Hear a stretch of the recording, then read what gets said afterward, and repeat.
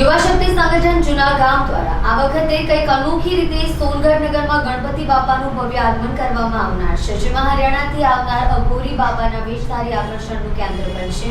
આવો આ વિશે જાણીએ.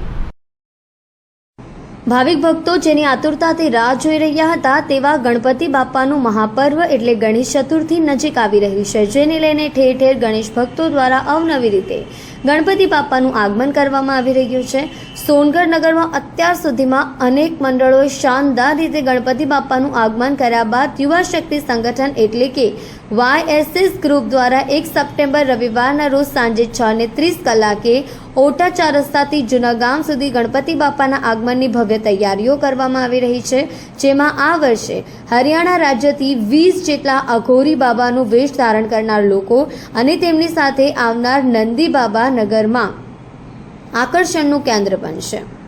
આ ભવ્ય આગમનમાં પધારવા મંડળ દ્વારા સોનગઢ નગર અને તાલુકાની જાહેર જનતાને ભાવભીનું અને હાર્દિક આમંત્રણ પાઠવવામાં આવ્યું છે. મિત્રો, આપની કોઈ પણ ન્યૂઝ અમારા સુધી પહોંચાડવા 9979391495 નંબર પર સંપર્ક કરો અને ચેનલને સબસ્ક્રાઇબ કરવાનું ન ભૂલતા. બિંદેશ્વરી શાહ, સોનગઢ, તાપી. યુવા શક્તિ સંગઠન સોનગઢ જૂનાગામ પારેખ ફળિયા તરફથી ગણપતિ બાપ્પાનું ભવ્ય આયોજન કરવા અમે જઈ રહ્યા છીએ. આ ગણપતિ આગમન જે આપ ભવ્ય રીતે કાઢવા જઈ રહ્યા છો એની તારીખ, સમય અને સ્થળ જણાવશો. આ ગણપતિ બાપ્પાનું ભવ્ય આગમન જે કરવા જઈ રહ્યા છે તારીખ 1/9/2024 રોજ રવિવારે સાંજે 6:30 વાગે ઓટા ચોકડીથી સોનગઢ જૂનાગામ પારેખ ફળિયા સુધી રોડ શો કરવામાં આવશે. આ રોડ શો ની આ વખતે જે તમારું આગમન છે ગણપતિ બાપ્પાનું, એની વિશેષતા શું છે?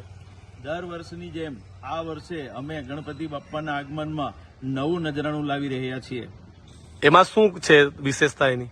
એમાં આ વિશેષતા છે, આ ફેરી ગણપતિ બાપ્પાના આગમનમાં અમે અઘોરી મહારાજ શ્રી અઘોરી મહારાજની વેશભૂષામાં નાટક અને ભવ્ય એનું આયોજન કરવામાં આવેલ છે. રોડ શોનું આજે અઘોરી મહારાજની જે ટીમ તમે બોલાવી રહ્યા છો 20 થી 25 જણાની, ક્યાંથી આવવાની છે અહીંયા? એ હરિયાણા સ્ટેટથી આવે છે. હરિયાણાથી. તો લોકોને તમે આ સમયે શું કહેશો? લોકોને આ સમયે અમારા સોનગઢ નગરના અને તાલુકાના હિન્દુ ભાઈઓ બહેનોને અમારા ગણપતિ બાપ્પાના આગમનમાં સમયે ભાવભીનું આમંત્રણ મોટી સંખ્યામાં જોડાવા માટે અમે યુવા શક્તિ સંગઠન તરફથી ભાવભીનું આમંત્રણ આપીએ છીએ.